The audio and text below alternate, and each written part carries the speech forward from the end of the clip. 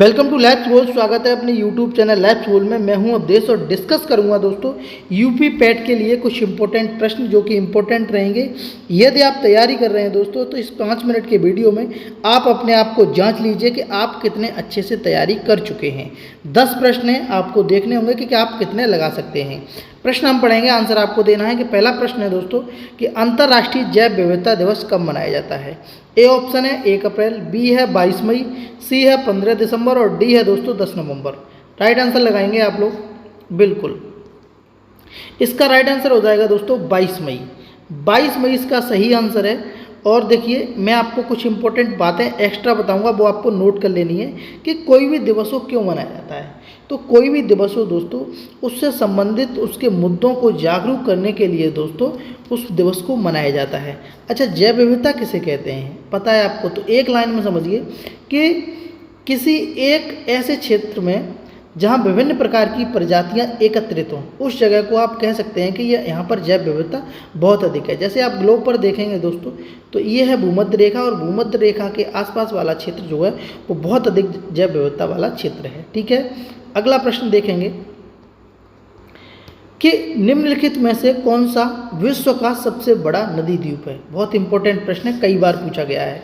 A option है दोस्तों मानपुरा द्वीप, बी है श्री रंगम द्वीप और सी है लुलु द्वीप और डी है माजुली द्वीप। बहुत इंपॉर्टेंट प्रश्न है, कई बार आया है। बताइए आंसर। बिल्कुल इसका राइट आंसर हो जाएगा दोस्तों, वो हो जाएगा माजुली द्वीप। विश्व का दुनिया का सबसे बड़ा नदी द्वीप दोस्तों माजुली द्वीप है। कि कौन सा है? माजुली द्वीप है।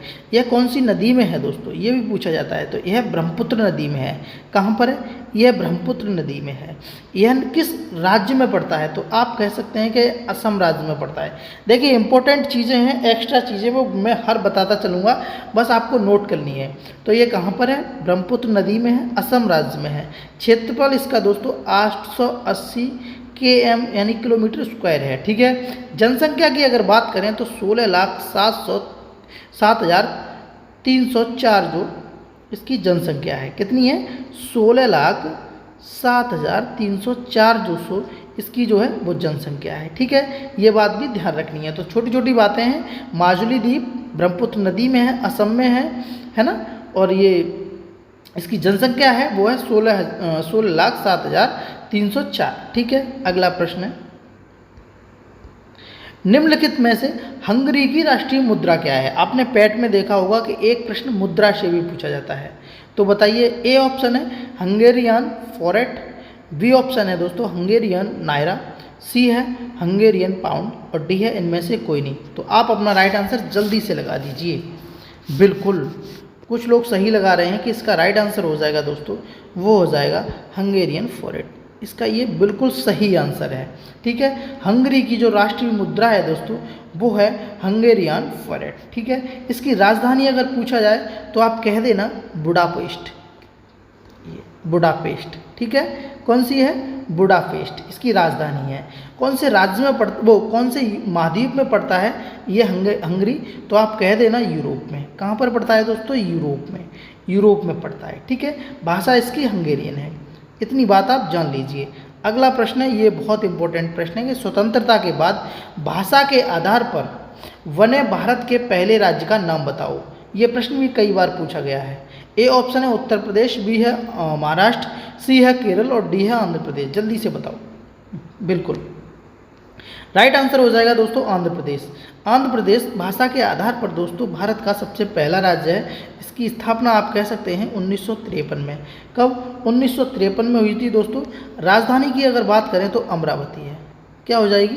अमरावती। ठीक है, अगला प्रश्न है। अगला प्रश्न है दोस्तों, लोकसभा में पद धारण करने की न्यूनतम आय क्या होती है। यानी कि लोकसभा सांसद बनने के लिए उम्र क्या होनी चाहिए सांसद जी की। जल्दी से बताओ। ये तो बहुत ही छोटा और सरल प्रश्न है, आपको अच्छे से पता होगा। तो इसका राइट आंसर हो जाएगा दोस्तों, वो हो जाएगा 25 वर्ष। क्या हो जाएगा? 25 वर्ष होनी चाहिए लोकसभा में पद धारण करने की न्यूनतम आय। ठीक है, अच्छा 2-4 बातें और समझ लीजिए कि लोकसभा की स्थापना जो है वो कब हुई थी, तो आप बता देना कि 17 अप्रैल 1952 को हुई थी। कब हुई थी? 17 अप्रैल 1952 को। वर्तमान में इसके जो अध्यक्ष हैं लोकसभा के वो कौन हैं? तो वर्तमान में इसके अध्यक्ष जो हैं वो हैं ओम बिरला। कौन है दोस्तों? ओम बिरला। ठीक है, ओम बिरला। अधिकतम सदस्य कितने होते हैं? तो 550 होते हैं, है ना। ये बात आप लोगों को बहुत अच्छे से ध्यान रखना है। अगला प्रश्न, ये राजस्थान में खेतड़ी परियोजना किस में उत्पादन के लिए प्रसिद्ध है? जल्दी से बताओ किसके, देखिए यहाँ पर किसके, किसके उत्पादन के लिए प्रसिद्ध है? कौन सी? खेतड़ी परियोजना। ए ऑप्शन है जस्ता, बी ऑप्शन है इस्पात और सी ऑप्शन है तांबा और डी ऑप्शन है एल्यूमिनियम। तो जल्दी से इसका राइट आंसर बता दीजिए, क्या होगा इसका राइट आंसर? तो बिल्कुल इसका राइट आंसर हो जाएगा दोस्तों, वो हो जाएगा तांबा। क्या हो जाएगा? तांबा इसका राइट आंसर हो जाएगा। ठीक। अच्छा, राजस्थान की बात आई है तो राजस्थान की राजधानी आपको सबको पता होगा, जयपुर है। अगला प्रश्न हम देखेंगे और ये ठीक है। चलिए, प्रश्न है कि 100 रुपये के नोट, 100 रुपये का नोट जो होता है उस पर किसके हस्ताक्षर किए जाता है? 100 रुपये के नोट पर किसके हस्ताक्षर किए जाते हैं? ए ऑप्शन है भारत के राष्ट्रपति के द्वारा, बी ऑप्शन है आरबीआई के गवर्नर द्वारा, सी ऑप्शन है वित्त मंत्री द्वारा और डी ऑप्शन है वित्त सचिव द्वारा। तो बताइए 100 रुपये के नोट पर किसके हस्ताक्षर होते हैं? बताओ इसका राइट आंसर जल्दी से बताओ। और इसका राइट आंसर हो जाएगा दोस्तों आरबीआई के गवर्नर के। 100 रुपये पर किसके नोट के 100 रुपये पर किसके हस्ताक्षर होते हैं दोस्तों? तो आरबीआई के गवर्नर के होते हैं। ठीक है, अब बात आई है आरबीआई की। किसकी? आरबीआई की। तो देखो आरबीआई की फुल फॉर्म होती है, लिखिए, रिजर्व बैंक ऑफ इंडिया। क्या होती है? Reserve bank of India. इसकी स्थापना दोस्तों 1 अप्रैल 1935 को हुई थी। कब हुई थी? 1 अप्रैल 1935 को हुई थी। वर्तमान में इसके गवर्नर की बात करें तो शक्तिकांत दास जी हैं। कौन है? शक्तिकांत दास जी हैं। तो 100 रुपये पर आरबीआई के गवर्नर के हस्ताक्षर होते हैं। अगला प्रश्न रहेगा, आपने अब तक कितने सही कर लिए हैं वो हमें ज़रूर बताना। निम्नलिखित में से किसने संविधान सभा में उद्देश्य प्रस्तावना को रखा था? बहुत इंपॉर्टेंट प्रश्न है, उद्देश्य प्रस्ताव को बताइए। ए ऑप्शन है जवाहरलाल नेहरू, बी है महात्मा गांधी, सी है बी आर अम्बेडकर और डी है बी आर राव। तो दोस्तों जैसे ही संविधान का नाम आता है और उद्देश्य का नाम आता है तो आपको तुरंत से भटकना नहीं है, बिल्कुल तुरंत लगा देना है जवाहरलाल नेहरू। आप लोग कुछ लोग जो है वो सही आंसर लगा भी रहे हैं। इसका राइट आंसर हो जाएगा जवाहरलाल नेहरू जी ने उद्देश्य प्रस्ताव को रखा था। ठीक है। अच्छा, संविधान जो है लागू कब हुआ था देश में? मैंने लास्ट वीडियो जब बनाई थी उसमें मैंने प्रश्न भी पूछा था आपसे, आप लोगों ने, कई लोगों ने बताया, कई लोगों ने नहीं बताया।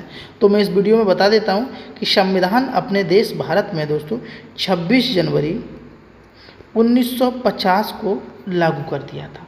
ठीक है, छोटी छोटी बातें जानिए संविधान से। संविधान में अभी 395 अनुच्छेद हैं दोस्तों और 12 अनुसूचियाँ हैं और 22 भाग हैं। ठीक है, ये बात भी आपको ध्यान रखनी है। अगला प्रश्न है कि ठोस चालक में धारावाहक होता है। ए ऑप्शन है प्रोटॉन, बी ऑप्शन है न्यूट्रॉन, सी ऑप्शन है मुक्त इलेक्ट्रॉन और डी ऑप्शन है इनमें से कोई नहीं। तो आप अपना जल्दी से बताइए। तो इसका राइट आंसर हो जाएगा दोस्तों, बिल्कुल कुछ लोग बता रहे हैं सही, इसका राइट आंसर हो जाएगा मुक्त इलेक्ट्रॉन। मुक्त इलेक्ट्रॉन दोस्तों ठोस चालक में धारावाहक होता है। अगला प्रश्न रहेगा बहुत इंपॉर्टेंट और ये बहुत सरल भी प्रश्न है कि शांत घाटी कहाँ पर है। ए ऑप्शन है उत्तराखंड, बी ऑप्शन है केरल, सी ऑप्शन है गुजरात और डी ऑप्शन है मध्य प्रदेश। तो जल्दी से बताइए। बिल्कुल इसका राइट आंसर हो जाएगा दोस्तों केरल। शांत घाटी दोस्तों केरल में है। कहाँ पर है? केरल में शांत घाटी है दोस्तों। आपने केरल देखा होगा, ये केरल है ना, ये ठीक। तो केरल में दोस्तों शांत घाटी है। और अगर मैं फूलों की घाटी की बात करूं, फूलों की घाटी है तो वो है दोस्तों उत्तराखंड में। कहाँ पर है? उत्तराखंड में है। ठीक है, और शांत घाटी की बात करें तो वो है केरल में। ठीक, कहाँ पर है? केरल में। अब दोस्तों आप लोगों ने कितने आंसर को सही किया है वो कमेंट बॉक्स में ज़रूर बताएं। ठीक है, मिलते हैं अगली वीडियो में, तब तक के लिए धन्यवाद। जय हिंद, जय भारत।